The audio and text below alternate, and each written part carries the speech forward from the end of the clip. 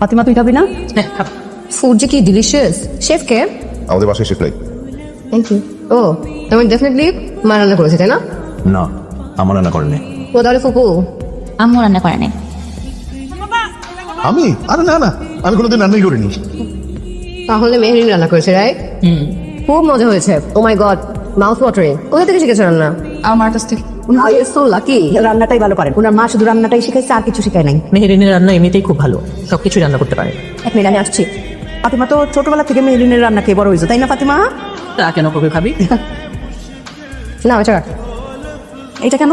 আমার রেস্টুরেন্টে গেলে খুশি হয়ে টিপস দিই না, তুমি তো খুব ভালো রান্না করেছে তাই খুশি হয়ে দিলাম। এখন আনো নাও। তুমি চলে আসছো কেন? তুমি কেন চলে আসছো? তুমি কিছু বলবা না?